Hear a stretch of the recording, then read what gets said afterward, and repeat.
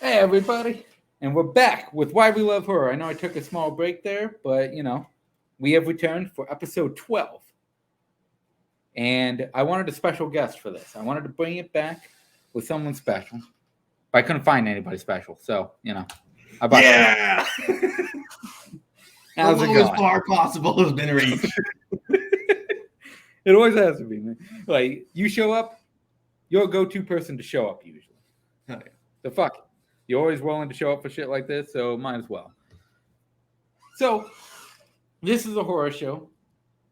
I don't ever look at you and go, you seem like the horror person, but you're here. So let's find out, what was your first experience with horror movies? So, when I was like 3 or 4 years old, Okay. I'd go into my parents' room. I'm just like, hey, can I get like some chicken nuggets or whatever? And on their TV, they're watching The Bride of Chucky. Specifically, the scene where fucking Jennifer Tilly is stabbing the shit out of a dude on a waterbed, and it's like gushing blood everywhere. That's the Core memory for me. That's a fucking introduction right there. I like that. And then I didn't watch any other horror movies until I was like 15. So in a way, did that scar you from it? No, like legitimate. I used to be in Boy Scouts. Okay. And I went to like a horror camp, and the last like big like jump scare they had was a Chucky doll attached to like a noose, swinging at the person like leaving the house. Mortified, I couldn't walk. I was paralyzed on the ground, just in fear. It's funny that you bring up a Chucky doll because I used to have a Child's Play 3 Chucky doll, and it was like it's kind of like a stuffed version. It wasn't like the actual doll; it was like a stuffed version of it, and my friend, when we were in elementary school, he was fucking deathly afraid of Chucky, and he was spending the night at my house. So he went to go get a drink. And when he came back in the room, I chucked it at him. I went, here's Chucky! And fucking scared the shit out of him. He fucking took off running. But it's a funny shit, man. Chucky scaring everyone. I liked it. What have been some of your favorite horror scenes in general? Like over the years of you watching it, what have been some of your favorites? This is definitely one that I should have prepared better for, because to me there's one scene that honestly doesn't really, it's really hard to top. Okay. Because the only time I've ever really been scared by a horror movie, and that's in Annihilation, which I'm assuming you've seen. I think we talked about this. Yeah. My little group, we call it the Scare Bear, where they're all fucking they're all tied up by Gina Rodriguez. And then the bear comes in, who is like imitating the screams of all of their friends who it's killed. Yes. The only movie to like genuinely scare me since being an adult, because I don't really get scared of horror movies, but that one fucked me up, and it was on a date, so the wrong time to see the movie. But other than that, like it goes into like what we're talking about today, of like I like the horror scenes where I don't really get scared, but like that are interesting, like all of the thing. Like all the practical effects, I think, are really great. Ready or Not has like some really interesting. There's a scene in there where as she's like escaping one of the family members, like I think her dress and then like her leg get caught on the fucking grate, so it's her trying to escape. Yes. And just like there's visceral shit that I get attached to, but I just don't get scared easily. So it's when it's like those high stakes emotion points that I don't get like attached to. Okay, yeah, I completely understand, because watching movies. Like horror movies, especially since I was like 3, I kind of got immune to being scared of them after a couple years. Yeah, I was terrified when I was a little kid. Like I'd had nightmares about like the leprechaun and shit like that. But after a while, I become immune to it and shit like that. And especially when I wanted to be an adult, I went in for the interesting factor, the entertaining factor. I wanted to see more of how they twisted the genre around and what it did to it. So I see where you're going. I like that. What would be your favorite decade of horror if you have one? It's hard to not just default to 2010s, because that's what I've seen. Like I think aesthetically, like I understand, like I'd probably really like 80s and 70s horror. Even going back to like, I honestly think if I actually sat down to watch, I enjoy like the 1920s, like classic. Like I think like Nosferatu specifically looks really interesting. Oh yeah. But from what I've actually seen, I've mostly seen 2010s. And I think we're reaching a point where it's like there is a lot of experimentation through like indie budgeting, Yes. like what we're talking about today.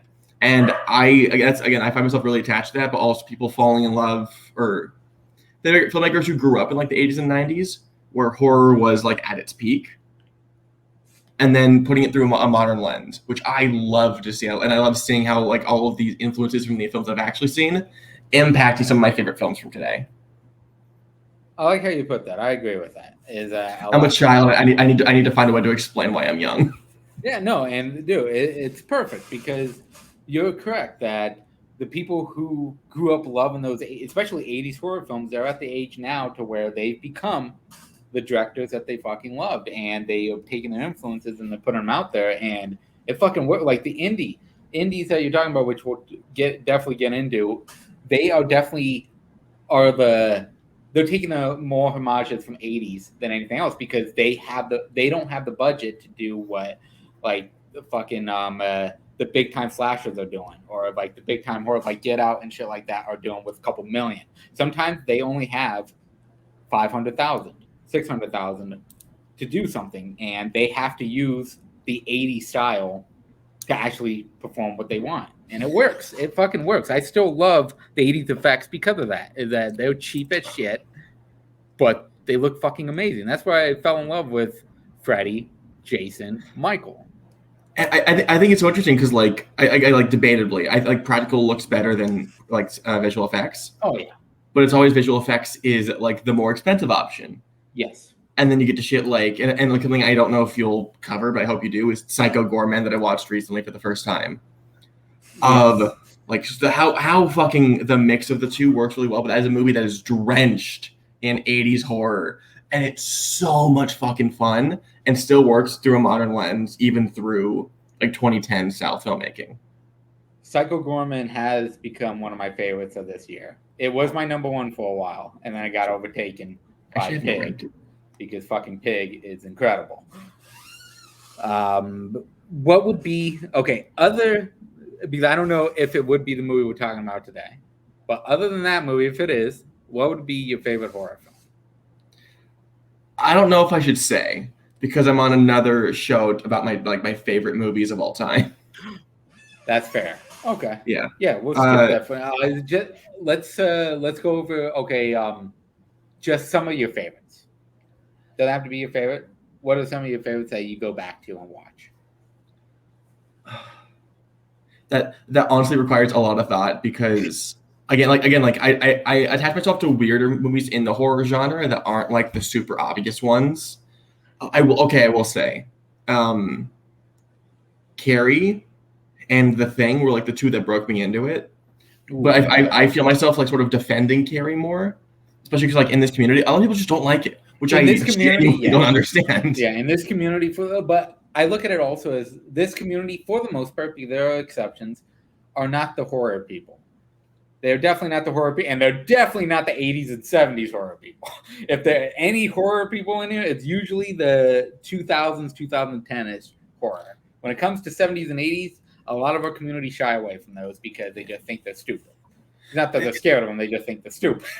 Yeah, to me, it's not even like a I never even saw it as like 70s horror. Like there's no like stickiness to it. Yeah, it's pretty straightforward, even for being fucking De Palma. Oh yeah, but I think just everything around Spacek is really incredible. Or even like I will defend the Suspiria remake with like every ounce. Oh, it's amazing. Like I love the original, but the remake is right up there with me. The original is such like an anti-me movie because I need a fucking plot and that has nothing going on. The remake is incredible and has one of my favorite horror kills of all time of fucking Dakota Johnson doing the dancing and Mia Goth, just her body just getting fucked up and broken on all different ways. Like it is visceral and fucking brutal. Also, Videodrome. I watched it for the first time like a couple weeks ago. I can see myself coming back to that over and over and over. It is Videodrome is incredible. James Woods, mention how he is now. Back then, his movies that he did are fucking great, man. I love him in Casino. I love Videodrome. I've always thought he was fucking entertaining. Even Vampires. Even fucking vampires I enjoy that because he's fucking hilarious in that. I've only seen him in a couple of movies, namely Hercules and Surf's Up. Oh yeah, Hercules. Yeah, that's right. Yeah, but I like the last two I'll plug, just because again, being a 2010 chill, Gerald's Game and The Gift are both incredible, like under the radar, like modern horror, even though they're starring like big name actors. Yeah, and they're not like fucking this movie, but I think they're two smaller movies that people they just forgot about because fucking Netflix and Unpopular made no money, but they are shining examples of just like if you want to like see some shit that you haven't heard of, I would push those right away. Joel's Game, I fucking loved. When I saw it on Netflix, I'm like, this is a great fucking iteration of Stephen King's book because I loved Stephen King's story of Joel's Game, and they did it fucking great.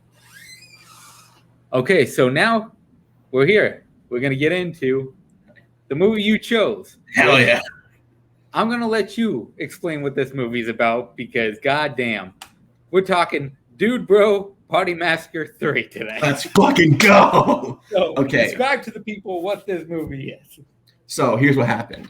The first two films, they were sort of out there, whatever. The third one was lost to time forever because Ronald Reagan could not have it existing until one fucking teenager who got really high in like Ohio or something recorded it on a midnight TV broadcast. It's about the killer of the first two films, sort of, Motherface, coming back and hunting down the twin brother of the lead character for the first two films, and also they're all in a frat. That is the best way to describe that. I could not have done that any better. It is a very big homage to 80s horror, especially 80s slashers. Summer camp slashers, this movie is homaging the shit out of. Now, what is your reason for picking this? Why did you choose to bring this one? I forgot how long ago it was, but we were on a call together. I'm like, what horror films have I seen that Mike hasn't? And this was just like one of the first ones because I adore this and I was meaning to rewatch. It's like, hey Mike, have you seen it? And he's like, the fuck did you just say to me? You had no idea what it was. Like, okay, I will request it until the end of time to do this for this show because I think it's such a you movie, and I stand by it. On the rewatch, it's really fun. Such a you movie. It's really fucking fun movie. I enjoyed it. Like I had watched it from the first time last week, preparing for this, and it's fucking fun, man. It is entertaining. It's ridiculous. The independent is really there, but it fucking works for it. Like the way they use it through the VHS lens is fucking fantastic, man. I love it. My other thing is like I thought this was like from the same guys who made Mandy because they had the pizza goblins. Which is a part like because I said like it's picked up off of a broadcast from TV. There are actual like fake infomercials and ads during it, which are so much fun. That's the hilarious part of it. I was watching it through Tubi, which you have to deal with a couple commercials through it. So when those ads pop up, I'm looking at it going, "The fuck!" Like I'm going, "Okay." I know I'm supposed to be seeing ads at some point, but this does not look like the Tubi ads I've been noticing. And then I noticed, it's part of the fucking movie, and I love it. I love that they did that because it looks like you're watching it through a fucking VHS tape. It's fucking great. The first scene of the film isn't even the film. It's like an old wedding video or something that they obviously like recorded over. What would be some of your favorite scenes? Okay. It's just the really dumb shit. Like when we were recapping Dude Bro Party Massacre 2 and talking about how one of the frat dudes who died was by electrocution and how it's just like, hey, it's a naked party with a bunch of like titties out, but he's wearing rubber boots. So she tries to kill him and she's like, oh, I'm good. And he touches a titty and then he fucking dies. As someone with a fucked up brain myself, I loved the character from the first film, and I pulled up the data for this. Just going through therapy, spilling his shit. It's like I have a hard time trusting women, and then she just fucking slits his throat. It's such a that is one of the fun kills of this movie. Is that one because I don't think there's an unfun kill in this film. Like, they're all great. Like the effects on it are fucking great for it. Yeah. It's fantastic, man. I love the way they do each kill is very unique. And that's what brought me back to like the original Friday movies, is that each kill on those movies are unique to the other ones. And that's what this movie does, is that each kill is not the same as the last one. It's not like she's just chopping everybody in half. She does different ways to kill these fucking idiots, and it fucking works. One of my favorite scenes is Patton Oswalt in the fucking robe at the beginning, and it looks like he's in like this dark cave or whatever, and then it cuts and he's a fucking police captain, and he doesn't have the robe on anymore, and he's in his fucking office. Like, it's so stupid, it's ridiculous. Everything between him and Sminkle is fucking gold. Yeah. And I love the little montage they do of them getting prepared to fight. When they are ready for Motherface, he's like chucking the paddles at them. It's going, we got to get ready. We got to fucking do this. It is so stupid, but it goes back to those movies where it's very 80s. Yeah, it's 100% 80s. Every character in there is pure 80s, and I fucking love it. Let's see. Do you think it does it well? Do you think homaging the 80s and slasher films in general, do you think it actually does it well, or do you think as the less educated person here, I would prefer to throw that to you, because like to me it's like it absolutely does, because at the end of the day, like I think the VHS aesthetic really adds to the time period, and from the outside looking in, like this is what I imagine 80s horror to be, like obviously like to an extreme extent, but it's still like it's really dumb with incredible gore and a story that's mostly sidelined for interesting kills, which that's what I feel like 80s horror is. I will 100% agree. Like, it's this movie and Fear Street 2. Those two movies recently to me in the last 5 years are the two movies that really brought me back to 80s horror. That really brought me back to going, hey, this reminds me of watching those slashers from the 80s. Fucking even Slumber Party Massacre and shit like that. It brought me back to remembering those types of movies, and they pull them off great. It's fucking great the way they do it. Who would be your favorite character if you have one, or is it a bunch of characters? Here is the cast. Let me bring up the cast. Like it has to be Sminkle. Like I feel like the actual the frat bros sort of meld together other than Turbo, but Sminkle is just like this fucking dumbass that I never sided with him. I was hoping he would die. I don't mind that he lived, but I was hoping he'd die. But fucking Sminkle was hilarious. And like he's literally my this chat name for a reason. Okay, that makes sense now. It's just like, I can't let you die. I need to take your virginity. And he's like, I'm an immortal fuck machine. She's like, yeah. Uh-huh. Great. See, mine is actually one of the frat bros. It's Samesy. It's the stoner-looking guy, the long hair guy in the back there with a frat shirt on. He's fucking hilarious throughout this because he's an idiot, and he's the one that has one of my favorite unique kills, which is yep. the tongue out, having the thing hit his head, and she's controlling everything he's doing. He's beating the shit out of himself. It's fucking hilarious. Like he just makes him shit himself. Guy. He's the ultimate 80s camp counselor in this movie, and it fucking works. I also love. I forget his actual name. I think it's Sizzler. The pledge, who just deals with all of this shit. The one guy that that is it. It's Brock, right? Brock. He goes when they ask him what happened to Sizzler, and he goes, "I don't remember who that is, but I got to play it cool." And he goes, "Let's go look for him." He has no idea who the fuck Sizzler is anymore. And that's the greatest joke of this movie is the fact that if you watch those 80s slashers films, for the majority of people there, they're all expendable. Nobody fucking remembers their names. They're just all expendable people that are gonna die. Well, and then they bring it back a few minutes later of just the two dudes who are just there ripped in half. And he's like, "Yes. Oh no, what are you doing? We've been here the whole time. Like, dude, just fuck you, man." What would be your favorite kill? Okay, so I told you before I was gonna pull something up because Yes.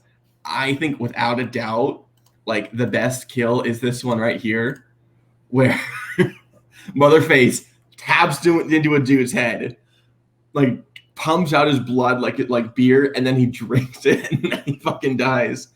Like there is so much weird, crazy shit. But to me, this was like truly inventive because I would have never thought of it myself. You know, it's funny that you bring that up because Okay. I got my favorite one, All and right. it may be a little bit different than yours, but hold on. I always do this. I press the wrong fucking one every time.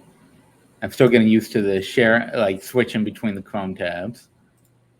It's that one. It's the D. Yes. Okay, this one. Which I could not find a picture like you brought up because you found video of it. It's the same one. Like, Yeah. I fucking like that is the most unique way to fucking that they could kill frat bros is by using the fucking chug thing that they have, and it's fucking amazing. Like it's so fucking funny and so unique a way to just get his brain out by fucking pumping it. I love it, man. It's great. It was like honorable mention to the three-peat of Todd, his girlfriend, and the fetus. Because Yes. just middle of sex, stabs him. She's like, okay, he finished. That works. And it's over. And then she comes to kill her the next day, stabs her through the stomach, gets the fetus on, and then rips straight up and cuts her in half. Like, it's amazing. And speaking, since we've been talking about the kills, we got to bring up Motherface. This is Motherface. So rad. So, my question to you is Motherface. Do you think Motherface has a lasting legacy of horror killers? Do you see franchise potential with Motherface? Absolutely not. Like, it's a great gag of just like you killed the first one, and then her daughter stole her face. Yes. And then her sister stole her face. It's fucking dumb. Like, I think there's no way to do it unless you do take like the Jason Voorhees route of just like, oh, she survived, but then it loses its fun. I think she's a great like one-off character, and I'd love to see more films in this style from these filmmakers. But Motherface should just stay here because how she is right now is incredible. I agree that this should definitely be a one-off character. Like she is funny as hell in this. The way she does the kills, it's perfect for this one-off movie. That it's her daughter that takes the face, and then she just wants to kill all the dude bros. And it's not just her. That's what I love about this is that it's the entire town that they fucked over. Because the one thing you did not mention is the reason people are pissed off at these guys is because their pranks kill a shitload of people. Like they had the 2 planes that crashed to take out the town, which is one of my other favorite scenes is the guy who's crying on the deaths of his family, and he goes, "Yo, come over there, go over there, spend time with my family," and he's taking a picture of them. It's so fucked up. The best part of that is when they're with the dean, where she's like, "You drowned all of Parchtown." Yeah, it's like, well, we made a booming economy for paddle boats for New Lake Town. He's like, "You're right, you did good there." Even Patton Oswalt, as a police captain, he wants them to go there to fucking kill them. He does not want the dude bros to survive it, and they keep surviving it, which is fucking crazy. Now, Motherface, as you see here, which other horror character would you want to do a crossover with her, a la Freddy versus Jason? What would you want? I want to cheat for this because again, I'm not educated in horror. That's fair. However, there's this great. I'm hoping Cameron Holtzman's in this channel. I don't think he is, but I told him to join. There's this great like small musical on YouTube called The Solve It Squad, which is just like a super fucked up interpretation of the Scooby-Doo characters. And that's what I'd want Motherface to do. I would want her to be with the Scooby-Doo characters when they're just past their prime, done with their shit, so you can truly just put them through the crazy fucking kills that Motherface does, and they're just like unfazed of just like, I've seen worse. Interesting. I like that. That's a different Meanwhile, approach. Scooby-Doo, it's like Scooby and Shaggy are just shitting their pants in fear. Velma, Shaggy, and Daphne are just like, we gotta do it, squad. Let's solve this. See, I would go with Victor Crowley from the Hatchet series. Oh, Because it's definitely a 100% 80s where he is accidentally killed by his father because kids decide to fuck with him inside his cabin and they accidentally light it on fire. And he's trying to get out, and his dad's trying to get him in. His dad is played by Kane Hodder, which is hilarious. Who ends up being Hatchet's Kane Hodder, and he smashes through it. God. And Victor Crowley versus Motherface, I think would be fucking hilarious because they're both kind of burnt. Like she has that burnt face. He has that type of burnt look to him. I think it'd be hilarious of them trying to just kill a bunch of fucking teenagers that have no reason to be in the fucking forest that they are in, and they just go fucking berserk on them. Actually, I could fuck with her being in like a Don't Breathe 3 of like because like in the first film how they kidnap one of the girls and try to impregnate her, and that's like her long lost like third sister or whatever, and she goes in and has to like defeat, like I think that'd be cool of like two unstoppable forces coming together.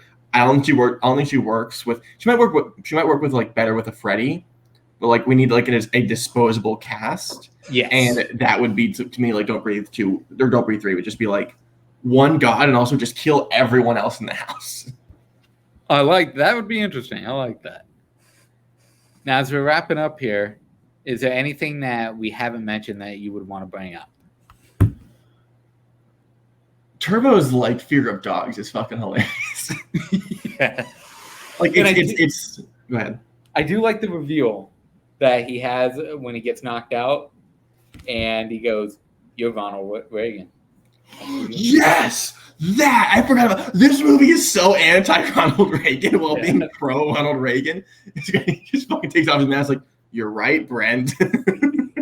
And then it just cuts to him laying on the ground, and he goes, "Shit, I thought I had it right." And it's like, I knew it was going to be a dream. I knew they wouldn't go that fucking stupid with it, but they almost did. I would have applauded them because like the whole movie is built like every time they're in like a professional setting, there's a big, sexy framed picture of Ronald Reagan in the background. Like if he's the killer, this is hilarious. It wouldn't have worked, but it worked for me. Fair. But also, I forget which one of the guys it is, but like she kills him by just like pulling up on him and like he rips in half. That's fine, whatever. Like boring kill. But then when she reveals that he's dead to the other frat bros, and like ziplines his body over the lake and just dumps his guts on him.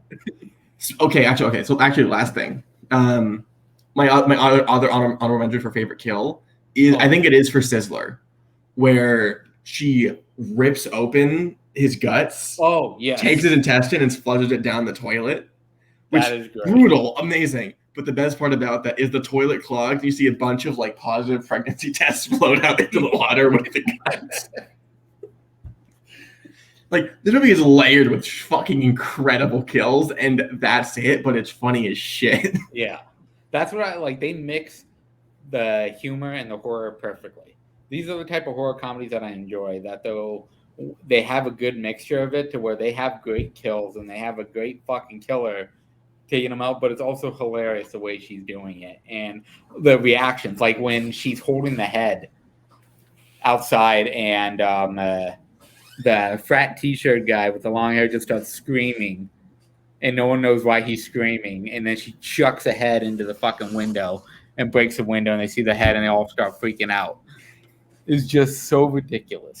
This movie's fucking great, and like more people need to see it. Yeah. Which you gotta get. Like, I would have loved like a Cameron Holtman or Caleb Boatman to like guest on this and just like, what the fuck did you make me watch? Now, when we wrap up, I always ask the person to pick one movie that they would double feature with this one. What would you pick if you had a choice? I think you know both my options. I think there's two ways to go with this. Okay. You either keep the horror comedy thing, and I think that you do like an Evil Dead 2.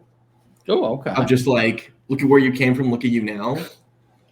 Or you go full dumb shit.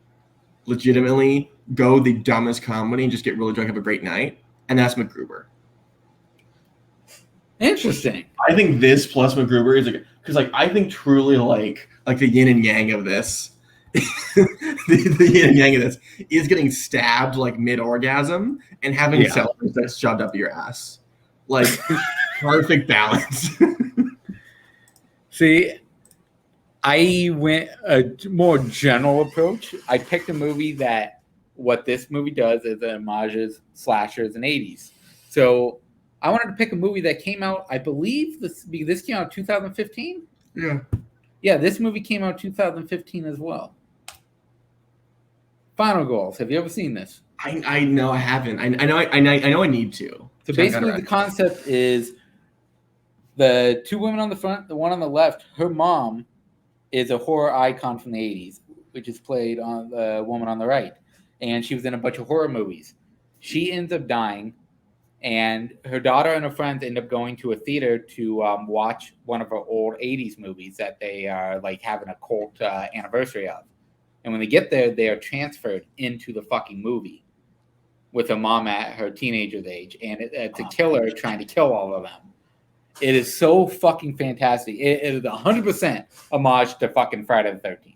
1000%. It fucking works perfectly. I think both these movies together would be a perfect double feature because they both are comedic and they both are taking my favorite decade of 80s and giving it its own spin to it and taking all the cliche things that happen and spinning them around. And that's what I love about both of them. And that's why I think this would be a perfect choice for a double feature with it. See, I think my issue is like this came out like the same month as like Knock Knock. It's like, oh yeah, these are the same movies. I'm fine. And Knock Knock, no one likes. I just stayed away from this. Yeah. But no, I added it. A lot of people I follow seem to like it, so should be good. Probably won't be as good as my first or second favorite horror comedy of all time. But fair. Hopefully it's up there. That's fair. But Spence, I want to thank you for coming on. We haven't done a Why We Love Horror in like maybe 2.5, 3 weeks. I'm glad that we're bringing it back. I'll be bringing it back weekly. Come back next week. Hopefully bringing on someone new that we have not had on the Video Store channel. So if I can pull that off, that'd be pretty fucking great. Do you have? Let's see. Do we have anything coming up with you? I know I've like suggested a movie game. I don't know if that's like a thing. That's basically it. Okay, yeah. I know we'll probably end up using a movie game from you at some point because we are doing brand new movie games coming up. Let's see. For this coming week, we are doing a movie games with Holtzman. We're almost positive it's going to happen on Thursday, but we might be iffy on that. So this coming Thursday will be that. We're going to have a great fucking movies, and we're bringing back a couple in ranks as well. We'll be bringing back in rank for a little bit. We're going to have some fun time next week, and we're going to be coming back to doing regular shit again. We took a little small break the last couple of weeks. We've both been busy. Nazario is going to be back on with all his shenanigans. I don't know if his videos on YouTube are going to be coming back for a third season. We're still trying to figure out if we can find enough clips. If you guys have any clips from the old time in trivia leagues, contact Nazario, show him up because he's looking for new shit. He wants to do it season 3, but he won't do it unless he can find content.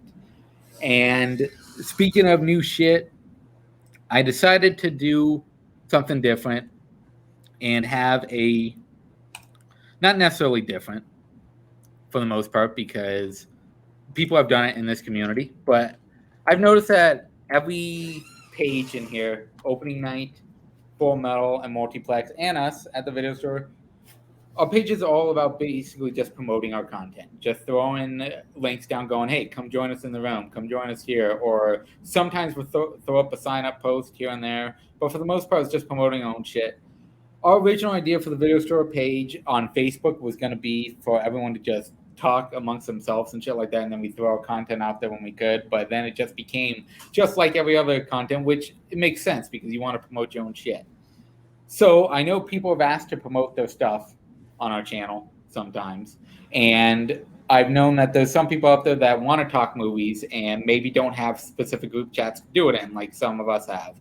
So I created a Discord page. Now, we've experienced Discord pages in the past that haven't worked out for the best.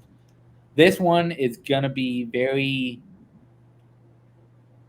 very open to people that want to talk movies and stuff like that. I will be monitoring it for the most part. So if any, I won't let it get too ridiculous or too like downhill if it tends to go that way. If you guys want to join it, the link is here, and there's also the link is in the bottom of our Twitch channel. Click on it, and you can click a specific room you want to be in. So there's about 7 different rooms. There's stuff like regular movie discussions. There's a spoilers page that, like, if you see a fucking new movie, like fucking Don't Breathe 2, and you can't find someone to talk about it, you can put it in there. I'm sure you'll fucking find somebody.